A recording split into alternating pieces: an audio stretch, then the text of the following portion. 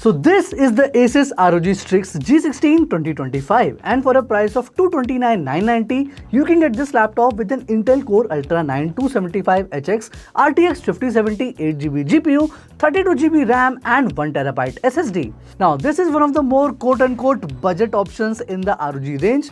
Below this, you can also get the Strix G16 with an RTX 5060 GPU for around 189,990. And if you go above it, you can get the RTX 5070 Ti version for 259,990. Now all these prices are with the Intel Core Ultra 9 275HX, which is obviously more expensive, because if you were to spend exactly the same 229,990 and opt for its AMD variant, then you will get an AMD Ryzen 9 8940HX, but instead of the RTX 5070, you will get the RTX 5070 Ti with 12GB GDDR7 VRAM instead. Now I will try to review that laptop as well to see how well it stands up against the Core Ultra 9 version, so stay subscribed for that. But abhi ke liye, let's start with the review.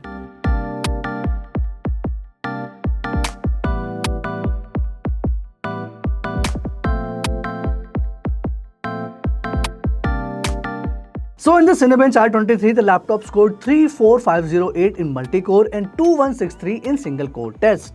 Now we also have an MSI Titan 18HX AI in the office as well, which is a 6 lakh rupees laptop powered by the Intel Core Ultra 9 285HX, and you can see that both chips are almost neck to neck.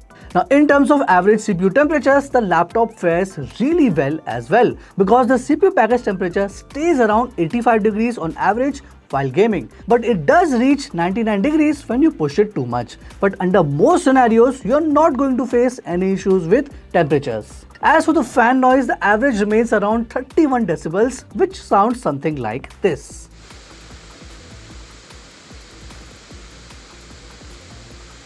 Now in terms of 3D Mark, Time Spy and Fire Strike, the RTX 5070 gets a proper lead over the RTX 4070, showcasing noticeable improvements over the previous gen. It is not quite as good as the RTX 4080, but that's okay, because rarely any RTX 4080 laptops have had price drops recently. Similarly, in PC Mark 10 overall test, the ROG Strix G16 fares really well as well.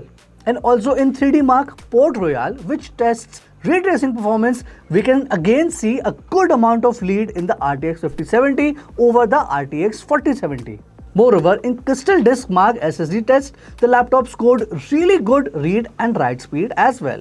And in terms of creative workloads like DaVinci Resolve, the ROG Strix G16 just crushes it. Like you can see its comparison with creator laptops like the MacBook for reference, and the G16 just nails it in terms of render time. Lastly, in terms of gaming, I tested the laptop at native 1600p resolution, and here's how it performed in different games.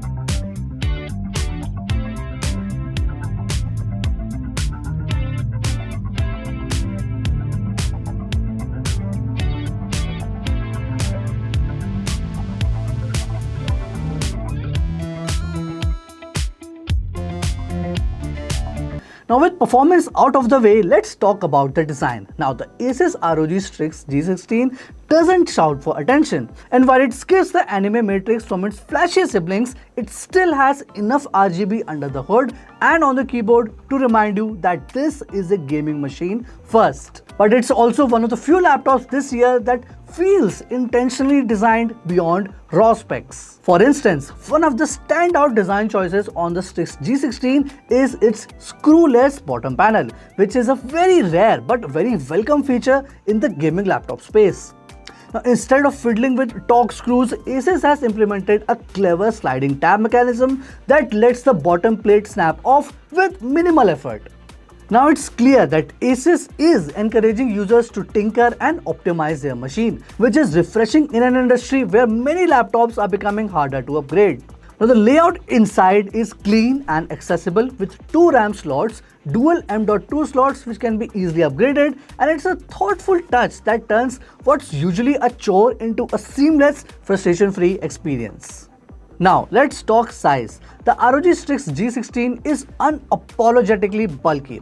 It weighs over 2.5 kg and is up to 30.5 mm thick. But that thickness goes into effective thermals and practical build. It's big but easily manageable and fits into most 16-inch laptop bags without drama.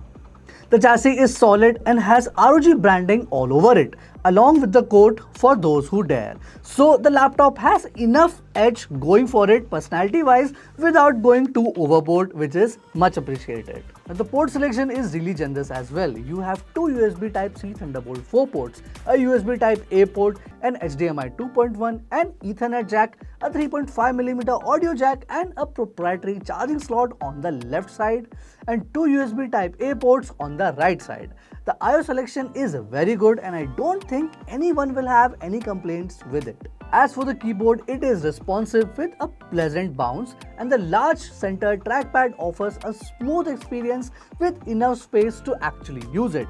Chiclet keys feel good for both typing and gaming alike, and the RGB lighting looks good without being blindingly bright. Display-wise, the 2560x1600p IPS panel is sharp and vivid.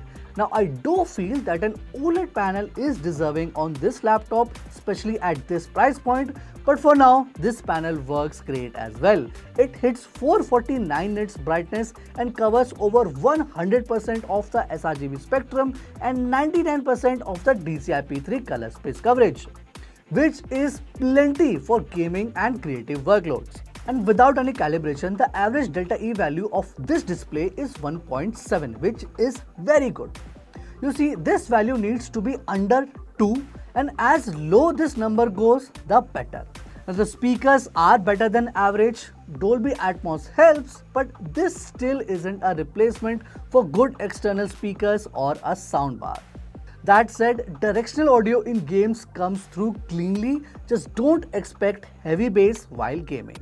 Now, battery life remains average for a gaming rig. It is around 5 hours in light use and closer to 1 hour 20 minutes during intense gaming. It is acceptable but not extraordinary.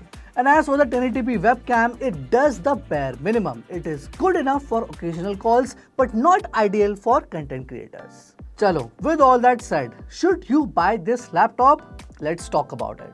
You see, the bottom line is that the Strix G16 feels like a laptop designed by people who actually use gaming laptops. It's not chasing thinness or minimalism, it's chasing comfort, balance and thermal performance, and is mostly nailing it.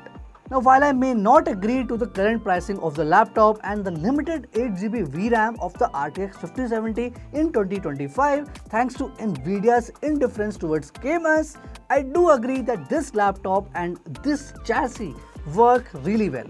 In terms of pricing too, ASUS has gotten it a bit better this time, because even in 2025, the RTX 4080 version is still being sold for $279,990, which is a whole lot more expensive than the RTX 5070 Ti version at $259,990. So overall, the ASUS ROG Strix G16 2025 model offers a great value, and I would say that its most value for model is the Ryzen 9 plus RTX 5070 Ti version, which is being sold for $229,990. That is, if you are willing to sacrifice a bit of CPU performance along with some AI capabilities which the Core Ultra 9 CPU brings.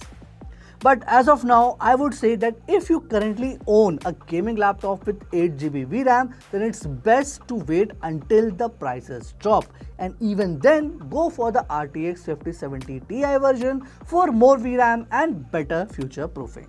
And if you're wondering which laptop I would personally put my money on, let's just say that it's one that will blow you away. It's not here yet, but it's coming to the channel very soon, and trust me, you'll want to see this one. इसीलिए stay subscribed. इसीलिए stay subscribed. My name is Yetnesh Dubey, and I will see you guys next time.